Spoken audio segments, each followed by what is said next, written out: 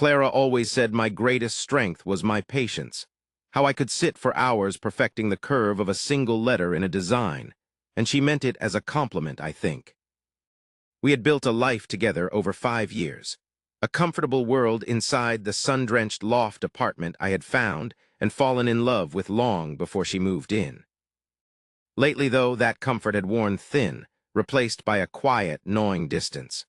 So when she announced a week-long wellness retreat for work, a mandatory trip to a secluded resort a few hundred miles up the coast, a part of me was relieved.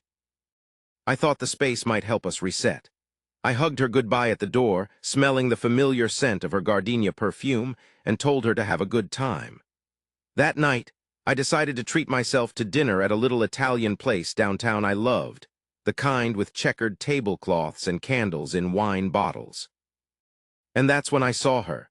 She was sitting on the patio, not at a secluded resort, but at a trendy bistro across the street, laughing, her head tilted back as a man I recognized as one of her wealthy clients leaned in close, his hand resting casually on her back.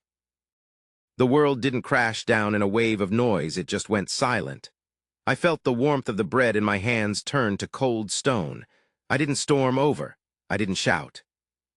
I just took out my phone, zoomed in as far as it would go, and took 3 perfectly clear pictures.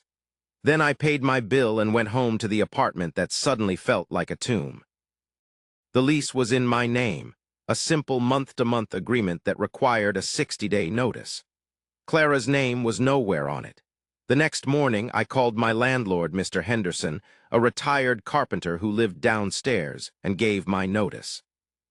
I found a new place that same afternoon, a sterile, modern apartment on the other side of town.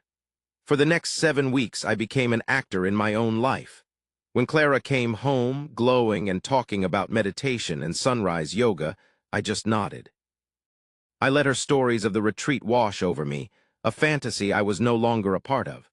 She started staying out late more often, citing work dinners or drinks with friends, sometimes texting that she was crashing at a girlfriend's place. I'd just reply with a simple, "Okay, be safe."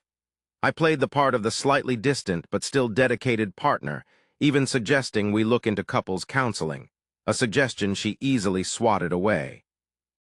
Mr. Henderson was my silent partner in crime. He scheduled viewings for the loft only when he knew Clara would be at work, or, as I suspected, with her client. He never said a word to her, his face a mask of grandfatherly indifference whenever they passed in the hall. The final Saturday arrived like any other. I woke up early. At 8 o'clock sharp, the doorbell rang. It was not a friend with a pickup truck, it was a professional moving crew, 3 large men in matching jumpsuits. Clara walked out of the bedroom, rubbing her eyes, a silk robe loosely tied at her waist.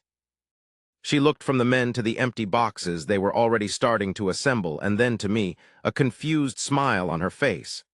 "What is all this, Leo?" she asked. I didn't say anything. I just reached into my jacket pocket, pulled out the 3 photographs I had printed at a kiosk the day before, and laid them on the kitchen island. They were 5x7s, glossy and sharp. Her smile vanished.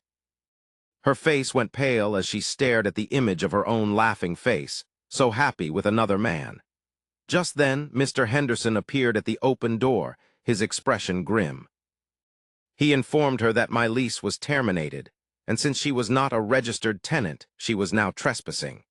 He said the new tenants were moving in on Monday, and she had until midnight to remove her personal property, otherwise it would be considered abandoned and left on the curb. She looked around the apartment in a panic, as if seeing it for the first time. The sofa, the dining table, the bookshelves, the art on the walls, all of it was mine, collected over years. All she owned was her clothes, her books, and the little decorative things that now seemed so small and meaningless. The movers worked with brutal efficiency, leaving her belongings in a growing pile in the center of the living room. The last thing I saw as I walked out was her, standing amidst the wreckage of her things, her face a mask of stunned disbelief. I didn't feel the rush of victory I expected. Driving to my new, empty apartment, I looked at my own reflection in the rearview mirror, and I didn't fully recognize the man staring back.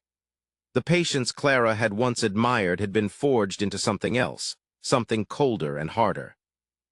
I had built a plan from a place of pure logic, executed it without a flicker of emotion, and in doing so, I discovered a part of myself I never knew existed. A man who could watch a world burn and feel nothing but the quiet, chilling satisfaction of a job well done. I had won, but I realized in that sterile new beginning that the person I had truly sought revenge on might have been the naive man I used to be.